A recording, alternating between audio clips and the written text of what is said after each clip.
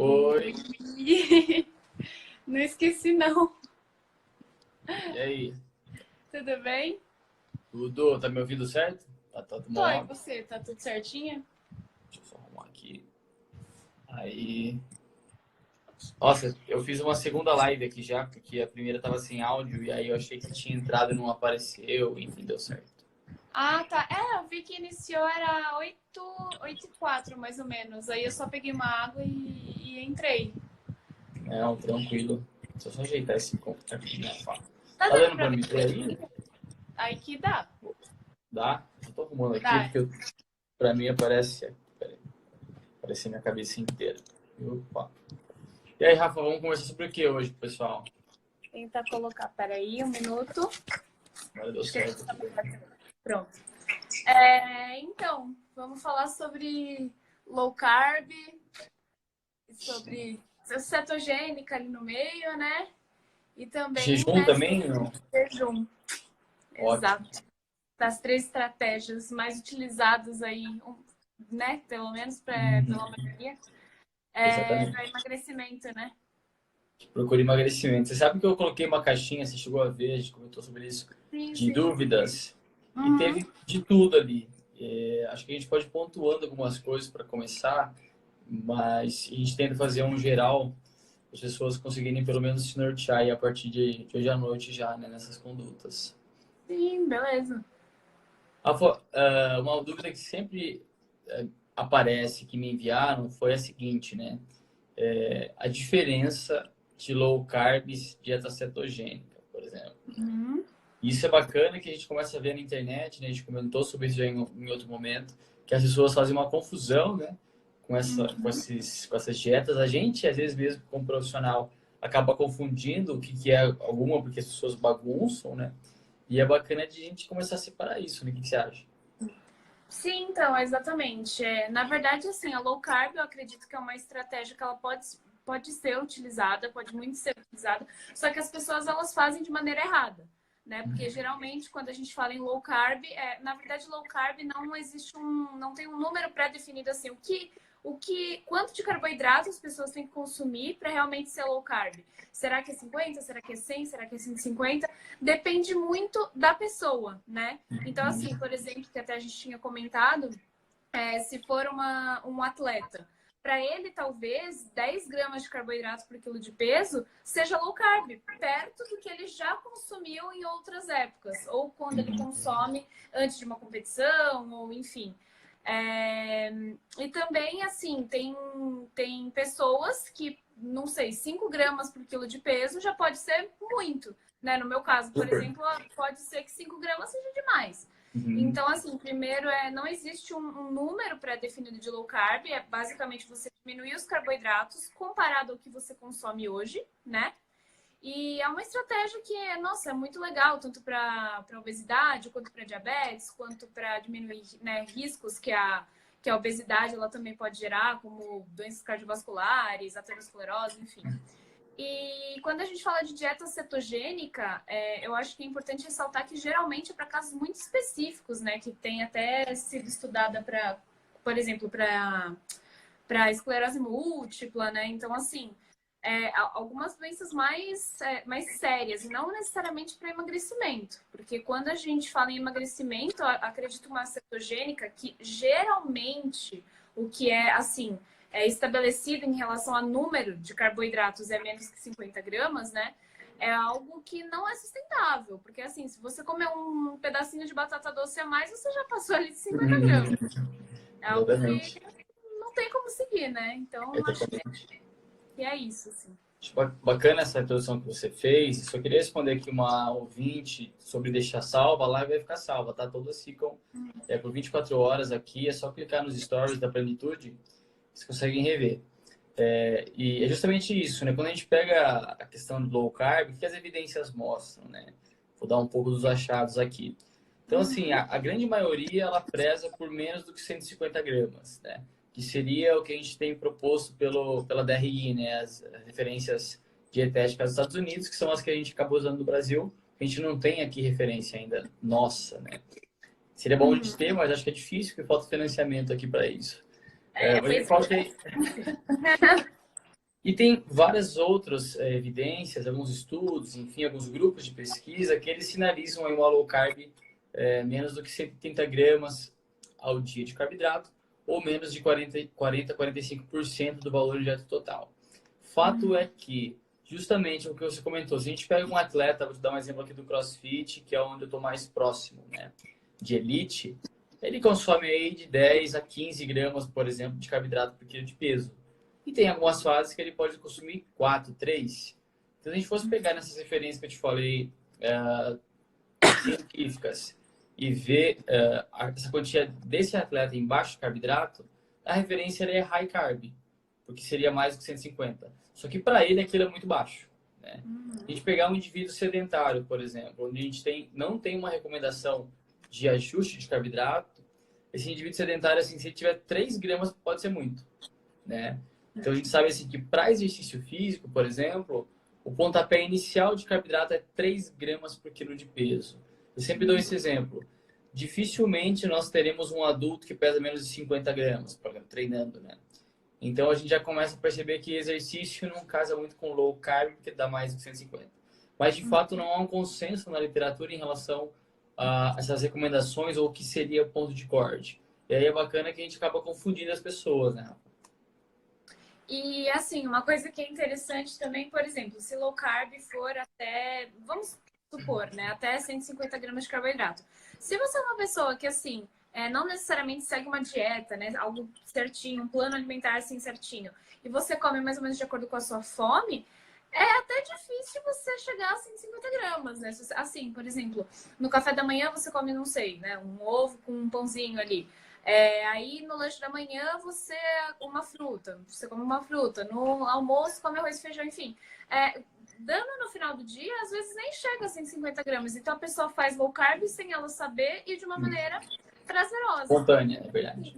É uma coisa que eu vejo muito a pessoa falando assim, muitas pessoas falando que low carb salvou e etc. E outras pessoas falando que só causa sofrimento. Só que como só causa sofrimento se você, seguindo assim, mais ou menos 150 gramas, está comendo o suficiente? Então, tem que ficar meio atento a isso também. Em relação a essa questão, assim, muitas pessoas confundem, né, o baixo carboidrato com o zero carboidrato. Uhum. Então, assim, na clínica, todo dia, praticamente, dá para falar todo dia, chega alguém e fala assim, olha, eu faço uma low carb. Eu falo, o que você está comendo? Tá? A gente conversa. A pessoa não come nada, né? Ou justamente ela está numa cetogênica, porque pela literatura, o que a gente tem como cetogênica? É uma estratégia very low carb. Então, ela tem muito menos do que a low, que seria aí de 50 ou até tem algumas referências que mostram 30 gramas. Então, só para contextualizar o pessoal aqui, uma banana tem 20, na média, né? Então, assim, dá para manter uma dieta low carb ou cetogênica comendo carboidrato? Dá, mas com alimentos de muito baixo. Por exemplo, abóbora, morango, kiwi, limão e por aí vai, né? Por isso que a gente vê algumas pessoas, eu vejo 2 tipos de indivíduo na internet ou na vida real. Aquele que faz uma cetogênica rica em gordura, high fat, e aquele indivíduo que faz uma cetogênica que tem gordura, mas tem muito tubérculo ou muitos legumes, né? A dieta cetogênica, as pessoas confundem um pouco com comer bacon, comer óleo demais, e na verdade ela está muito mais próxima de uma dieta do Mediterrâneo, onde a gente tem pouco carboidrato, mas desse pouco são alimentos de baixo, então o volume acaba aumentando. Por exemplo, berinjela, chuchu, dá para comer bastante disso e manter essa taxa de 50 gramas. Proteína até 15%, as pessoas estouram isso, e o restante em gordura, então abacate, castanha e tudo mais. Dificilmente, como você bem comentou, Rafa, as pessoas conseguem ter uma adesão ou replicar isso, porque o grupo dos alimentos ele fica muito restrito, né? E aí a gente pode esquecer que a gente mora no Brasil, às vezes aqui no interior, no meu caso, ou próximo de São Paulo, aí no seu caso, enfim. A gente tem muito carboidrato como oferta e a gente está habituado a isso, né? E acaba a gente não faz nem cetogênica nem low carb, a gente faz uma bagunça da dieta. Sim. E uma coisa também é que tem que tomar cuidado, né? Que em relação a legumes, porque assim, pelo menos eu vejo isso também, em relação a precisar, precisa pesar legumes, vai fazer diferença, carboidratos dos legumes. Assim, na verdade, tudo bem, tem até abóbora e cenoura que pode ter um pouco mais de carboidratos, mas assim, não precisa ficar tão preocupado, né, em relação aos carboidratos presentes nos legumes, principalmente porque alguns têm grande quantidade de água, como a abobrinha, por exemplo, e outra coisa tem grande quantidade de fibras, né, fibras, vitaminas, minerais, enfim. Então, assim, se for ficar preocupada com cada carboidrato em cada legume, você nada, né? Porque, enfim. E bacana aqui, ó, o Três Fortes mandou uma dúvida, o Edu, meu paciente, Edu, a gente sabe que a principal estratégia, o principal gatilho para a compulsão alimentar é justamente a restrição.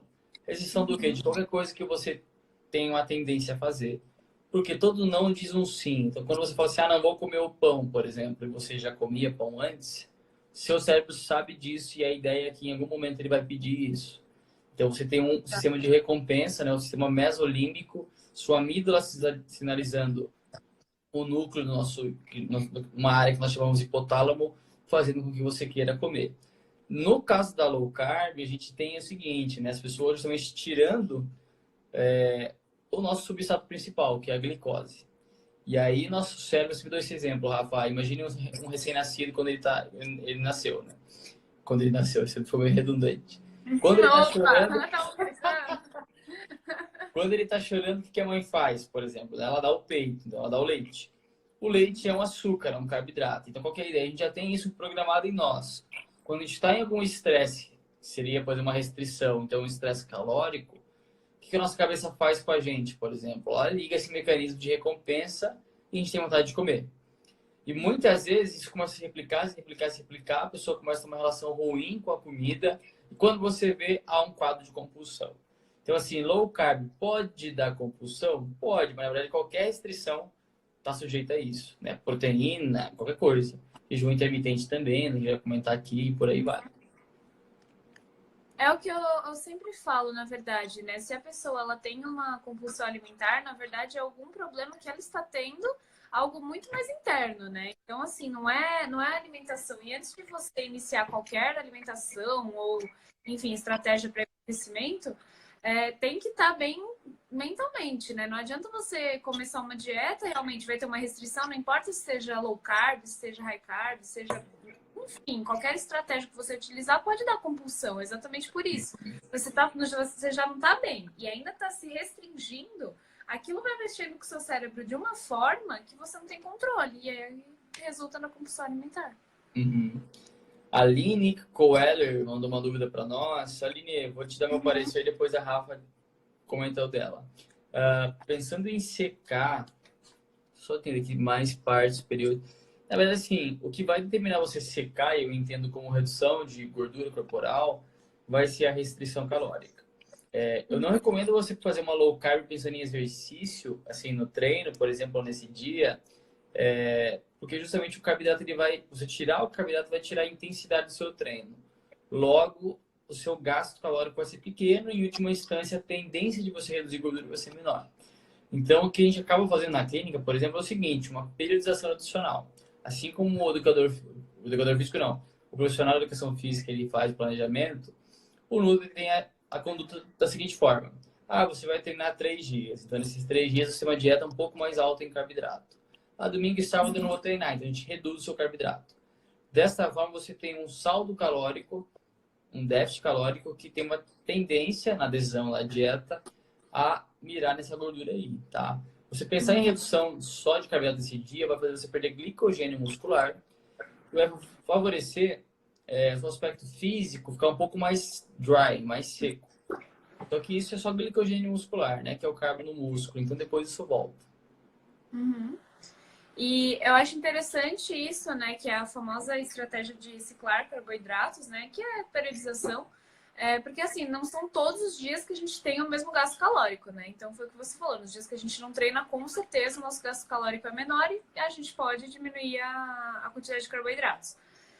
A única coisa que tem que tomar cuidado, porque, por exemplo, às vezes tudo bem, o seu treino né, no caso dela, acredito que o de inferiores seja o mais puxado do que o de superiores, por isso que ela queria diminuir no dia de superiores. Mas tem que tomar cuidado, porque assim, pode ser que mesmo no dia de superiores, os seus treinos seja tão intenso quanto de inferiores. Ou, por exemplo, no dia de superiores, você faz ali também um cardio. Será que esse gasto calórico ele não tá mais ou menos igual? Então, só tem que tomar cuidado com isso, né? Às vezes as pessoas elas querem diminuir, porque eu já vi muito isso, assim, de quererem diminuir sempre no dia de superiores. Mas no meu treino de superiores, por exemplo, eu pego bem pesado e ainda faço cardio. Então, assim, o gasto calórico fica na mesma. Exatamente. Vou tomar Se cuidado. equipara. E bacana de comentar, né, que assim, o tema central são as diferentes estratégias no emagrecimento, que o que determina o emagrecimento, é claro que o exercício ele vai ser importante, ele é o gatilho que vai se associar com a dieta, mas assim, ó, pessoal, onde a gente mais gasta caloria é através do nossa taxa metabólica de repouso. Então, assim, a gente queima só não, né, mas muita caloria para assim, estar vivo, respirar, falar, tudo mais. E o que mantém a nossa TMB, a nossa taxa metabólica basal, em uma quantidade e um nível, vamos colocar assim, bacana, é justamente um treino intenso. Lembrando que intenso não é falando de carga, mas em si você se dá ali e tudo mais. E uma alimentação que não tem uma restrição calórica agressiva. Porque qual que é a ideia? Muitas pessoas eu vejo, Rafa, assim, que fazem spinning, por exemplo, todo dia. Também atendo um monte assim. Então, assim, na média vai gastar 1.000 calorias por aula. Não é bem isso, mas gasta bastante. E não emagrece, porque depois não come. Né? Então, aumenta o gasto, mas não compensa com uma energia que mantém a restrição. Ela derruba o gasto. Aliás, o consumo calórico.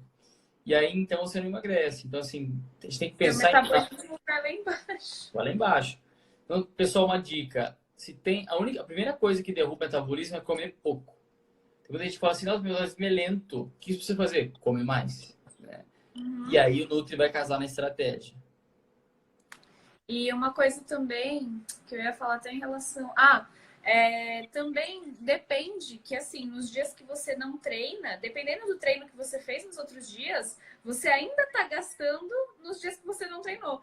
Então depende, às vezes é interessante diminuir carboidrato e às vezes não, porque se seu treino, por exemplo, no sábado foi muito intenso, talvez no domingo você pode continuar comendo a mesma quantidade de carboidrato ou diminuir bem pouquinho comparado aos outros dias, por conta disso, né? Que seu gasto calórico ainda continua alto. Uhum.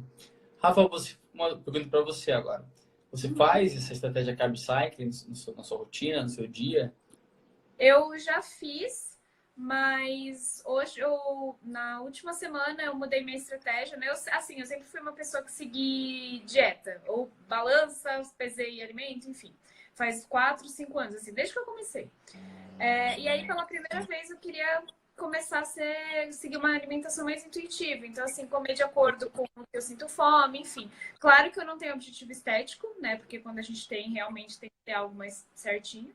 Mas há uma semana eu comecei a fazer isso. Então, assim, atualmente eu não tô, né? Eu tô comendo de acordo com o que eu né, me sinto confortável, lógico. Considerando ali uma margem assim, de proteínas, carboidratos e gorduras por refeição, mas seguindo mais essa linha. Mas eu já fiz muito. Já fiz, assim, por um bom tempo essa estratégia. Também, assim, eu lembro que eu não tinha muito conhecimento. E aí eu vi as pessoas comendo mais no dia de perna, ia lá e falava, no dia de perna então tem que comer mais. E aí eu fazia isso, sabe, por ver os outros fazendo. Mas depois eu comecei a entender melhor, né? Aí foi o que eu falei, nos dias que eu treinava os superiores, não fazia cardio, por exemplo, só treinava os superiores e o treino não foi tão puxado, aí comia menos. Então, assim, né, vai adaptando. Acho que a gente vai começando a conhecer o corpo também, né? Exatamente. Eu, recentemente, faz uns 10 dias, eu sigo, teoricamente, uma dieta, assim, eu monto algo, pelo menos eu tenho uma margem que tem de carboidrato, por crossfit que é um pouco alta, assim, 4 gramas de peso e proteína e tal. E aí eu falei assim, olha, eu quero dar uma secada maior, quero pegar a gordura e jogar lá embaixo. E eu fui tirando um pouco do carboidrato só, e assim, eu vi que o meu desempenho já caiu tirando 50 gramas de carboidrato, assim, isso em arroz dá 100 gramas, 120 gramas. Quantia pequena, isso que eu não sou um atleta de elite, nada disso. Então, você imagine que oscilações pequenas já derrubam já nosso rendimento, né? E justamente ter esse consumo intuitivo é importante, assim. Por exemplo, agora eu tô com muita fome, porque hoje eu não consegui comer direito. Mas eu entendo que não é tanta fome, é a vontade de comer. Porque eu tive um dia corrido, estressante, e a gente tá num horário agora que cortisol está um pouco mais alto, assim, ele foi secretado umas 5 horas em nós. Isso daquela vontade de comer à noite, que as pessoas falam, né? Aí eu chego em casa e é difícil. De noite é mais difícil. Então é bacana de começar também a reparar, independente da estratégia, se há mesmo uma necessidade fisiológica de consumo de alimentos ou se há mesmo uma vontade de comer que tem um gatilho muito mais comportamental envolvido. E uma coisa que eu queria falar também é que com essas estratégias que as pessoas elas começam a fazer, né? Por exemplo, a gente já pode até entrar aí no do jejum, né? Que a gente vai falar também. Às vezes elas acabam querendo fazer aquilo com o objetivo, quero emagrecer, então vou fazer o jejum, porque é isso que funciona. Só que elas começam, por que pode até desencadear a compulsão alimentar, né? Porque elas estão com fome, elas querem comer, mas elas não comem porque elas precisam emagrecer e precisam fazer jejum para isso. Então eu vejo muitas. Eu fazia isso às vezes, não em relação ao jejum, mas, por exemplo, chegou de noite, tem dias e dias, né? Por exemplo, a mulher no período menstrual, ela fica com os hormônios regulados, sente mais fome, enfim, mais vontade de doce também. Então, por exemplo, tinha dias que eu tinha vontade de doce e não falava, não, eu não posso comer porque já comi tudo que eu tinha que comer no meu dia. Mas às vezes você comer aquilo que você quer em menor quantidade, né? Mas assim, inserir aquilo que você está com vontade, talvez seja bom para você. E a mesma coisa em relação ao jejum.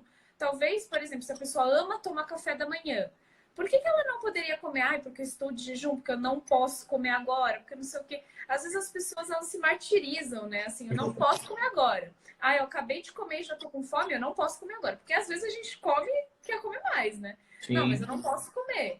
Então, assim, eu vejo muito isso também, das pessoas elas terem uma quantidade, por isso que às vezes tem os dois lados da dieta também, né? O lado bom de ser prescrito, porque às vezes você consegue seguir certinho, e o lado que, assim, a pessoa, quando ela passa daquela quantidade, ela começa a ficar meio noiada, né? Tipo assim, 150 gramas de batata doce, meu Deus, eu comi 50, comi 200 agora. Então, assim, acontece muito, né? E, enfim, em relação a tanto a restrição quanto o jejum, eu acho que deve ficar bem... A gente deve prestar bastante atenção nisso para realmente não desencadear uma compulsão ou uma impulsão, ou enfim. Perfeito.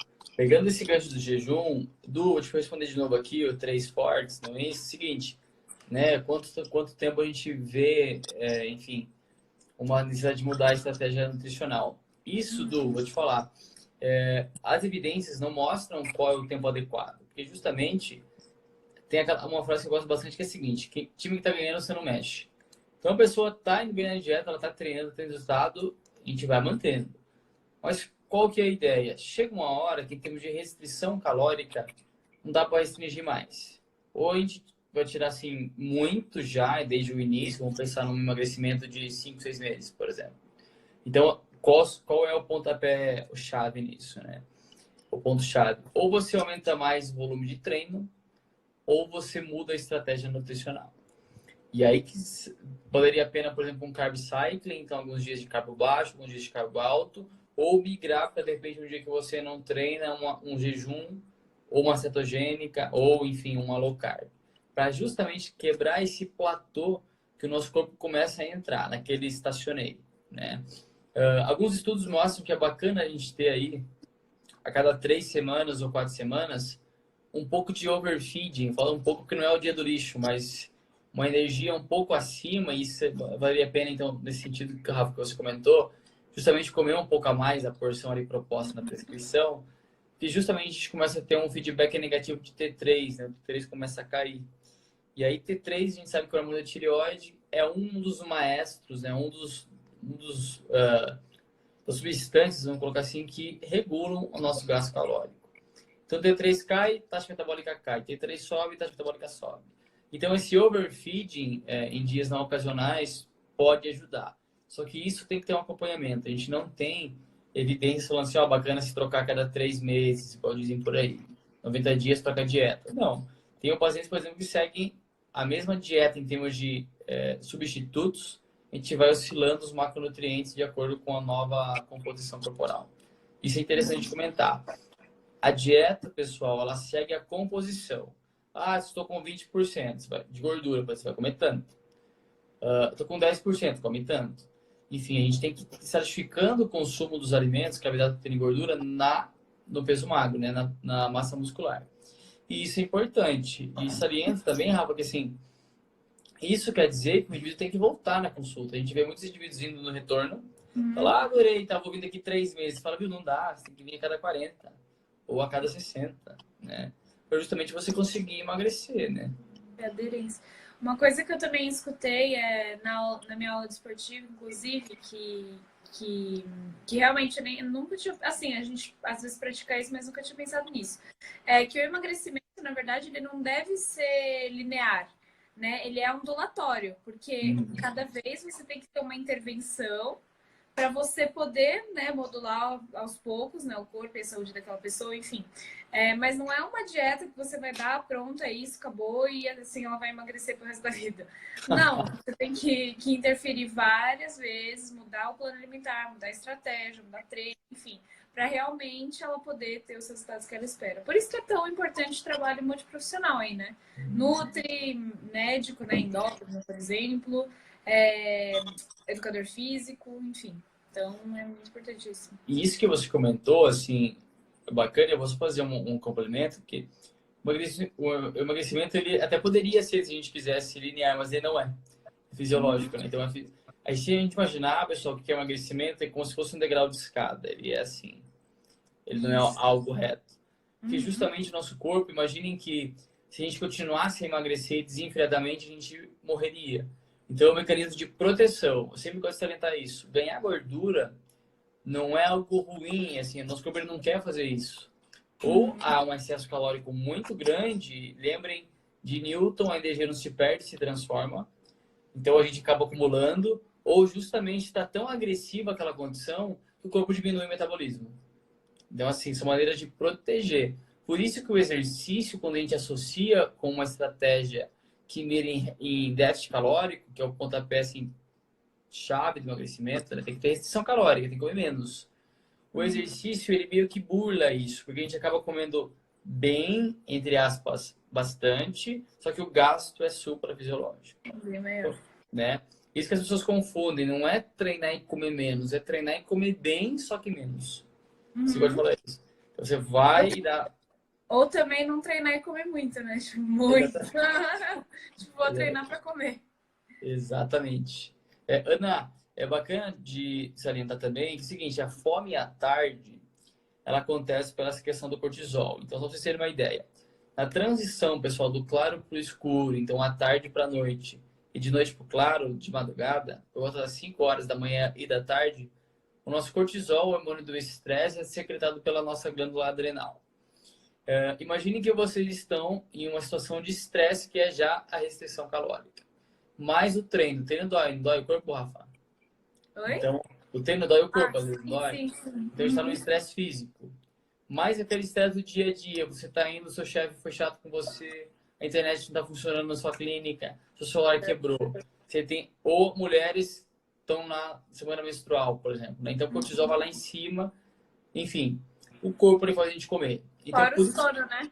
Que a pessoa o sono que o pessoal não tem regulado, não, tenho certeza. Exatamente. Olha só que interessante. Dormir 2 horas a menos por dia, então, pegando num padrão de 8 horas, reduz o nosso gasto calórico em 10 a 15%. E isso é uma alteração aguda. Então, assim, você imagina, dormir, tem que dormir para emagrecer. Dormir emagrece. E é o que menos fazem, né? E aí, por exemplo, eu até, por exemplo, na época que eu queria, no caso, não emagrecer, mas ganhar massa muscular, eu dormia muito tarde. Aí eu fui ver, e um dos problemas, né, dos meus exames de sangue era que o meu cortisol tava muito alto, muito alto. Aí eu comecei a regular, era o sono mesmo. Mas, enfim, continua. Não, e é isso, assim, só para você ter uma ideia, no primeiro terço da noite, nós temos uma secreção bem importante de GH, né? Que você tem hipertrofia, aí você tem menos GH, enfim. Isso é bacana de comentar, porque assim, vou falar do jejum um pouquinho, Rafa. O jejum não é algo novo.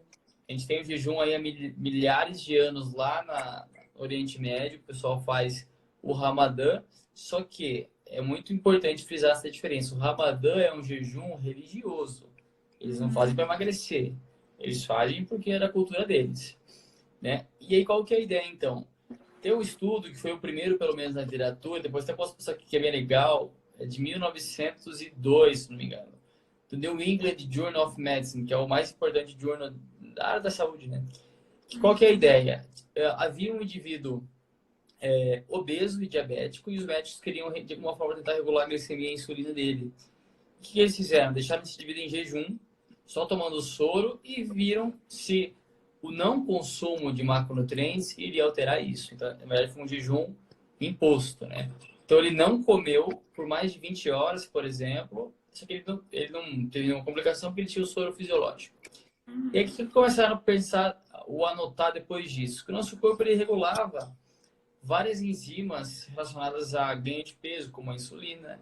A gente regulava dessa forma mais hormônios relacionados à saciedade e tudo mais. E a gente lá para cá fomos sendo vários estudos. O problema, na verdade, é igual a questão da low carb que a gente comentou. Não há um consenso sobre quantas horas de jejum deve ser feito, quantos dias na semana a gente deve fazer. Temos evidências que diz que emagrece? Temos evidências. Mas essas evidências, e pior que algumas são boas, elas não mostram um emagrecimento mais eficiente do que a restrição calórica convencional. O que a gente tira do jejum? Pode ser que emagreça? Pode ser. Só que pontos importantes a frisar aqui. Adesão difícil. Segundo, nenhum protocolo é todo dia. Eu vejo muitas pessoas fazendo assim todo dia. E um outro problema que é o mais importante, o professor Lanche, ele sempre fala isso, Lanche Júnior, que é uma das maiores referências do mundo nesse sentido, é o seguinte: no refeeding, né, Rafa, quando a gente volta a comer, depois de jejum, então, todas, sem exceção das enzimas lipogênicas, então produtoras de gordura, elas têm a expressão aumentada, porque justamente nosso corpo ele entende que a gente está em privação. Então, assim, o que os estudos não mostram, né, é um follow-up. Follow-up é um estudo de segmento. Assim, você tem lá, beleza, emagreceu. Mas e depois de meses ou anos, como estão essas pessoas? Pelo metabolismo, pela fisiologia, o reganho ele é certo. Isso que é bacana frisar. Eu acho que assim, o jejum ele é uma estratégia boa, por exemplo, se você realmente é uma pessoa que não sente fome de manhã, ou eu até ouvi, por exemplo, eu não lembro quem falou, não lembro se foi uma Nutri, enfim, que era casada com uma pessoa, com um médico, e o médico ele tinha vários plantões e ele não conseguia tomar café da manhã, ele não conseguia parar para tomar café da manhã, realmente era uma coisa difícil para ele. Então ele fazia um jejum para na hora do lanche da manhã ou na hora do almoço, ele comia bem, né? Comia assim, bem que eu digo o suficiente, e comia nos outros horários do dia que ele conseguia. Mas de manhã ele tinha que fazer esse jejum, porque era muito difícil, ele não podia parar, ele era cirurgião. Olha. Então assim, adaptando a rotina dele, não tinha como. E se você é uma pessoa que gosta, né? Ou também seja, às vezes, por causa da sua religião, tudo bem, é interessante, pode fazer jejum, ou, né, às vezes você se sente bem, tudo. Tem muita gente que fala, inclusive, acho que quando inicia a alimentação, que é assim, eu não sinto fome de manhã. Tudo bem, se você não sente, a gente pode tentar adaptar. Agora, não queira forçar algo. Eu sinto muita fome. Eu, por exemplo, amo tomar café da manhã, eu gosto de acordar e comer. Nossa, eu adoro. Agora, nossa, assim, é o meu momento de prazer. Então, assim, por que eu vou tirar isso para poder emagrecer? Eu tenho milhares de outras estratégias e para mim não vai funcionar, não vai ser bom. Então, é isso. E nesse sentido também, né, sempre frisar que para ter um nutricionista que prescreva isso. Sim. E quando, pessoal, vocês forem pensar em fazer um jejum com Nutri, né, procurar esse profissional, questionem sobre as condutas de jejum e tudo mais para ver se esse profissional está habilitado a passar isso, né? E assim, eu recebo alguns pacientes de outros Nutris, só que é uma coisa totalmente contrária ao que a gente tem de referência, só não comer. Não é bem assim. A Rafa bem comentou essa questão médica, e assim, por exemplo, o que a gente sabe é que na hora que você vai comer, pensar no jejum então de 14 horas, enfim, 16 horas, você teoricamente tem que bater a sua necessidade calórica em 4 horas.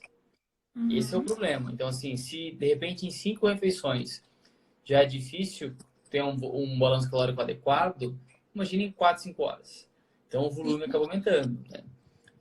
Mas, assim, eu tenho 2 pacientes, pelo menos 2 pacientes ativas, que eu passo jejum, porque uma delas trabalha no Tribunal de Justiça em São Paulo. Eu falo, Thiago, não há chance de eu tomar um whey, nada. Só que eu consegui comer à noite. E ela, igual você falou, Rafa, ela não toma café da manhã. Então a gente sabe que a rotina e deve ser respeitada, eu acho também. Eu não quero incluir refeição para ela de manhã se ela já não tem. Não quero incluir que ela quer emagrecer. Mas o que ela faz então? Jejum de 12 horas, contando com sono. Ela sai umas 3h30 do trabalho, 4 horas, e ela começa a comer. Só que das 4 às 10 ela bate o que ela precisaria comer no dia todo. Entendi. Ela faz isso todo dia, 3 dias na semana. Que são os dias que ela está no tribunal. E um outro paciente que queria testar, a gente testou, mas a ideia, acho que já vou mudar isso, porque ela está caindo rendimento no tênis.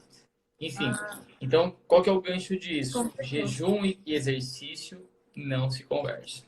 Sim. Consigo treinar em jejum? Consegue, porque você tem muita massa para queimar. Mas a gente sabe que energia sem ter energia não são coisas... Bom, não faz sentido. Sim. Eu, inclusive, tem dias, por exemplo, na quarta-feira eu treino de manhã, que eu treino antes da faculdade, né? Só que assim, eu sinto que eu treino muito melhor depois do almoço, que eu já comi, né? Já comi bastante carboidrato no café da manhã, no lanche da manhã e no almoço. Por exemplo, na segunda eu fui treinar a perna, assim, eu senti que o treino foi muito bom.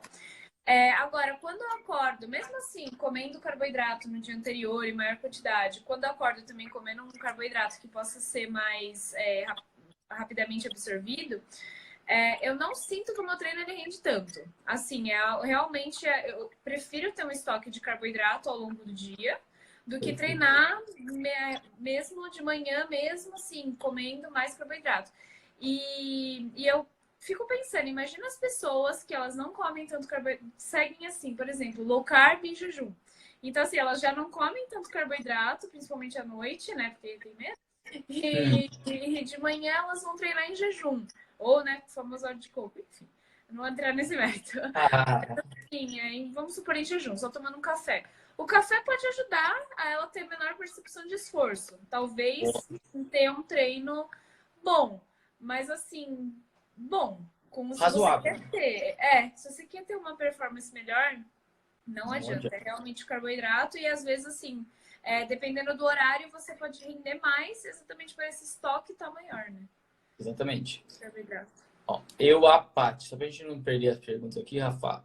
A Paty, primeira coisa em termos de qualidade de sono, você precisa fazer uma higiene do sono, tá?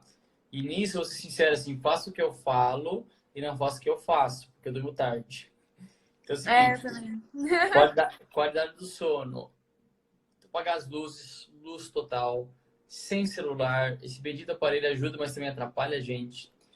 A melatonina, ou esses comandos naturais, o que eles vão fazer? Tá? A melatonina é o hormônio do sono, mas na verdade ela induz ao sono.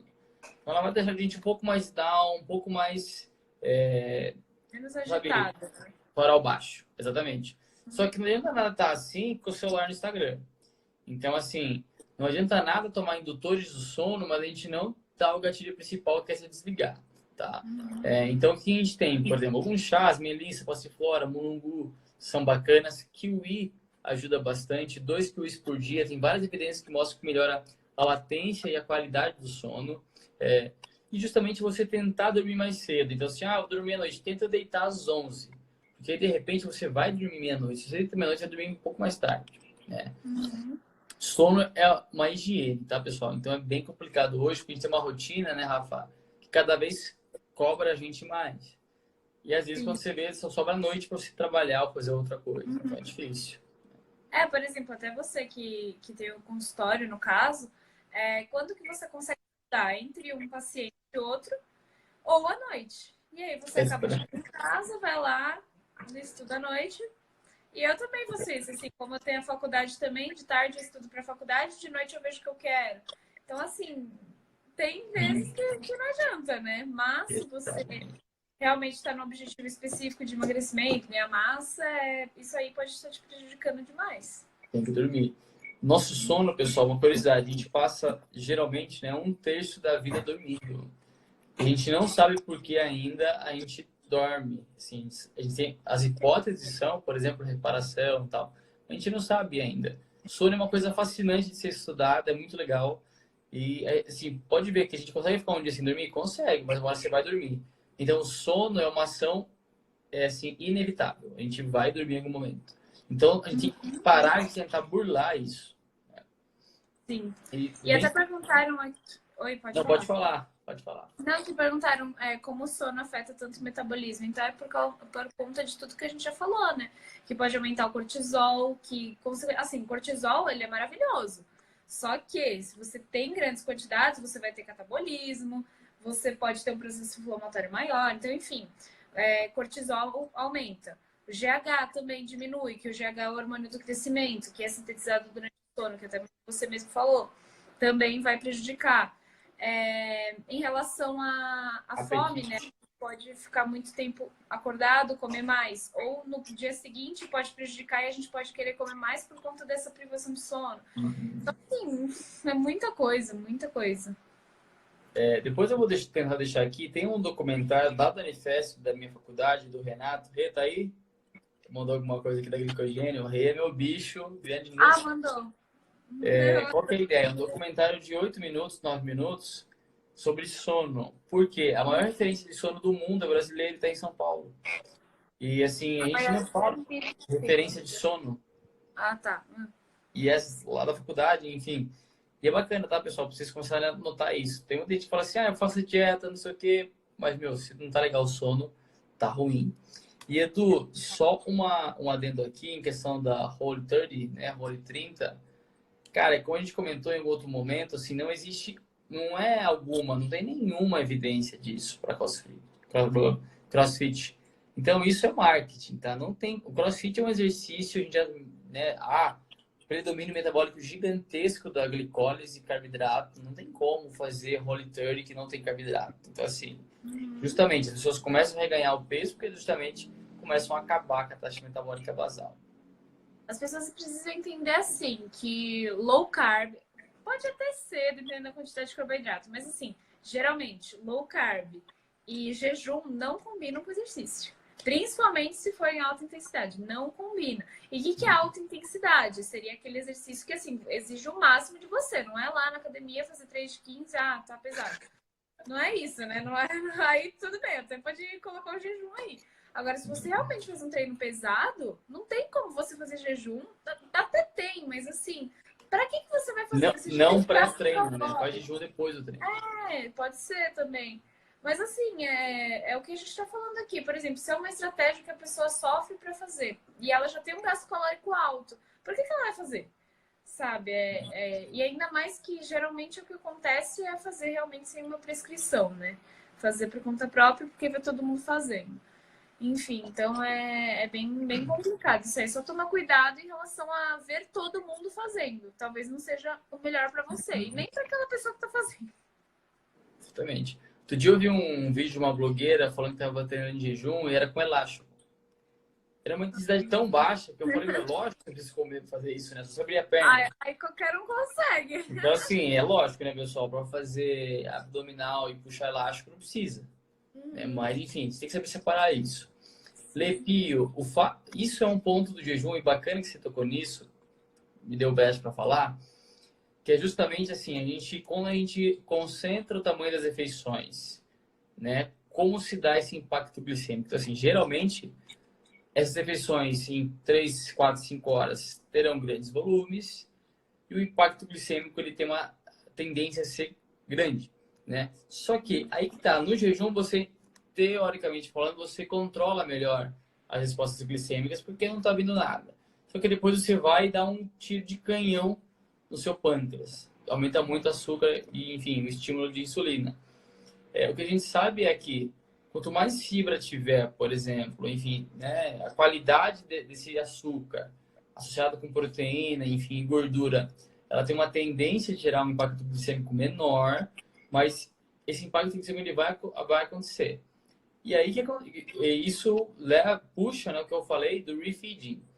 Então, não estou comendo jejum, beleza. Estado catabólico, teoricamente estou queimando gordura. Mas na hora que a gente vai comer, estado anabólico agressivo, produção de gordura. Então, assim, é isso que eu quero que vocês tenham, pessoal, na conduta de vocês, ou justamente questionando as estratégias. Mas espera aí, se eu não como melhor, mas quando eu como eu dou um tiro na minha insulina, o que acontece? Exatamente isso. E é isso que os estudos vêm avaliando, né? Tem estudo que mostra que esse impacto glicêmico não é tão importante, mas depende da qualidade nutricional. Tem estudos que mostram que isso é o ponto falho. Então, assim, cada caso é um caso. Uhum. Eu acho que assim, mesmo que a gente tenha pouco tempo para comer, por exemplo, até o que você falou, né, da pessoa que trabalha no tribunal, se realmente se ela sai 3 horas, até de noite, né, dá para ela comer. E a gente pode tentar trabalhar isso da melhor maneira. Então, tentar colocar o máximo, às vezes, de espaçamento entre uma refeição e outra. Ou, exatamente, quando a gente coloca muita fibra, proteína, muita não, né? Mas quantidades adequadas de fibra, proteína e gordura, o impacto glicêmico ele vai ser bem menor. Foi o que você falou, vai interferir? Vai interferir. Mas, assim, não daquela maneira, talvez tão agressiva. E ainda mais assim, por exemplo, se a pessoa for, não sei, treinar depois.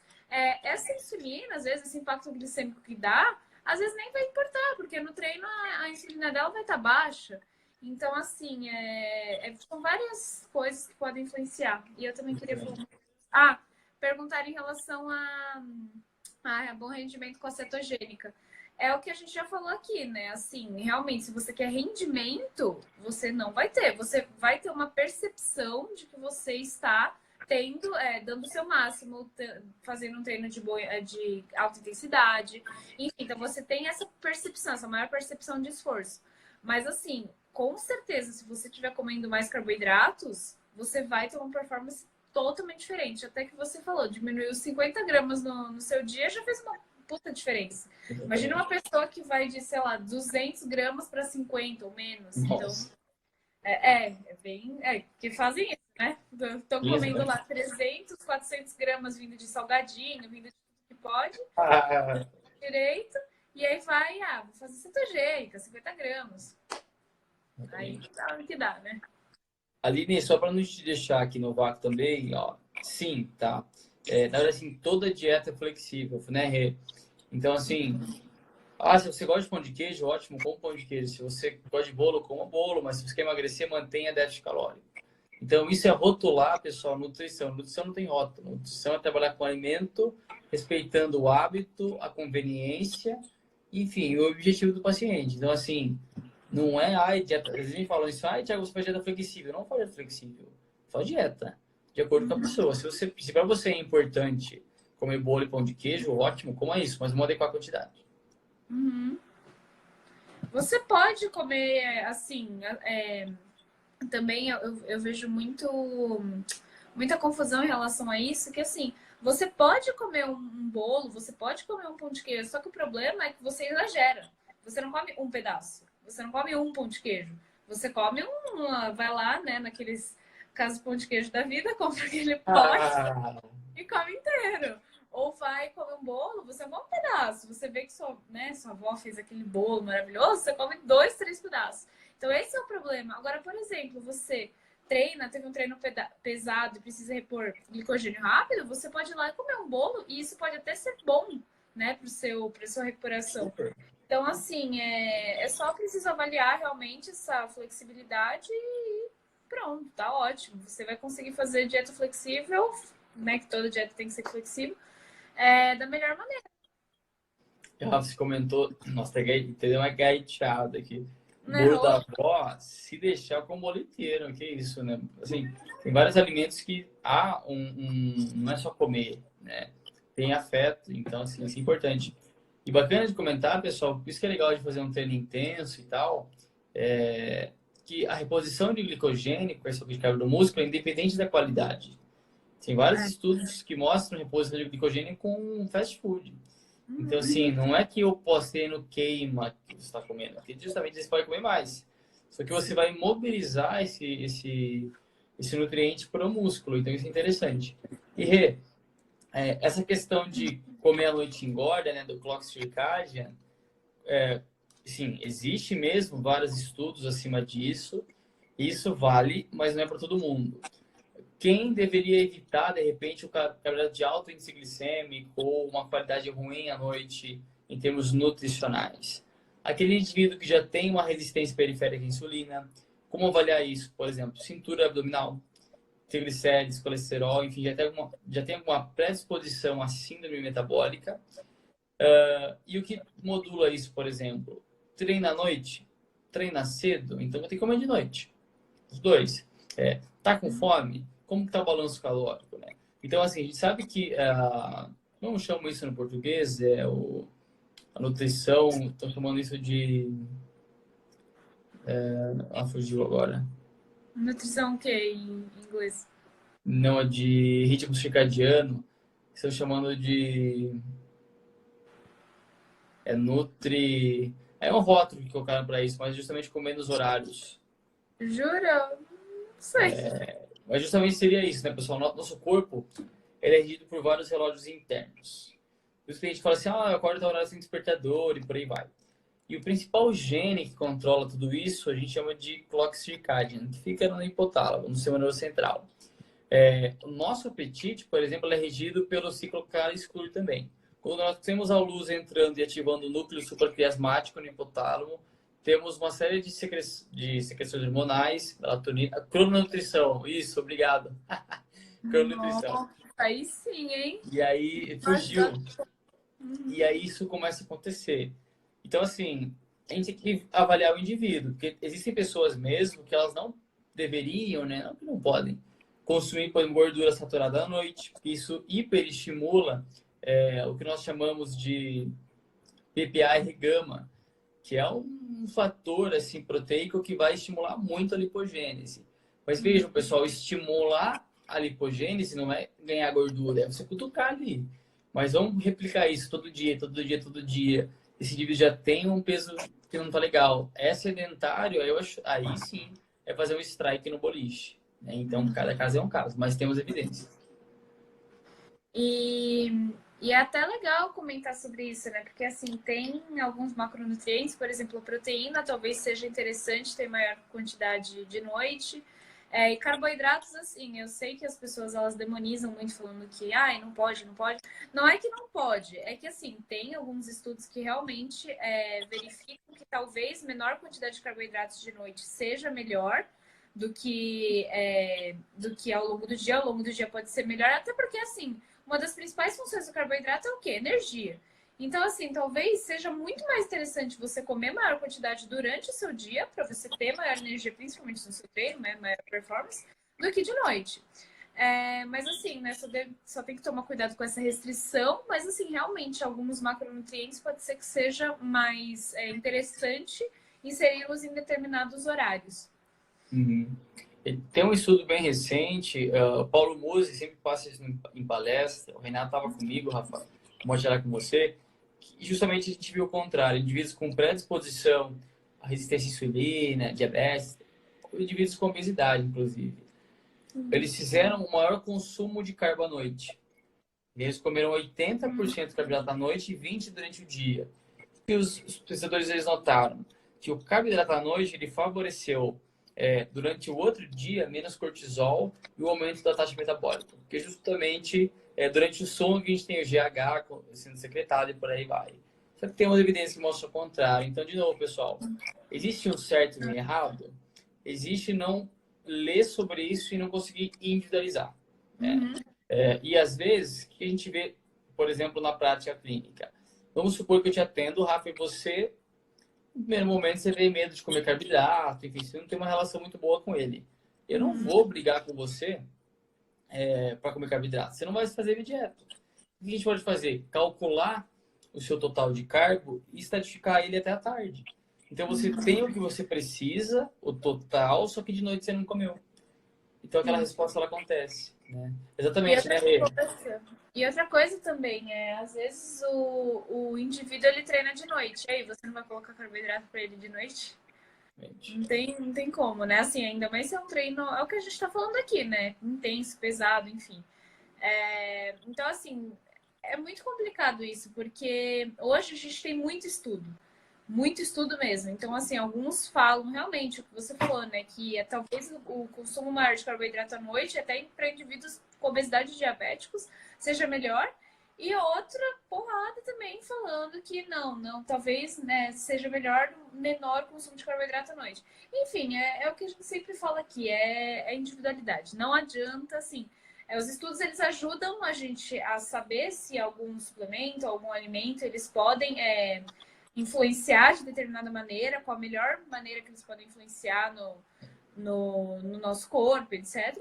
Só que não vai ser nunca algo global, né? Algo assim, que realmente é aquilo que funciona. Ah, a gente viu que carboidrato à noite pode ser bom, mas e para aquele indivíduo? E para esse, para esse? Então é realmente isso, né? Os estudos, eles ajudam a gente a entender muitos fatores, né? Relacionados à alimentação, exercício, dieta, enfim.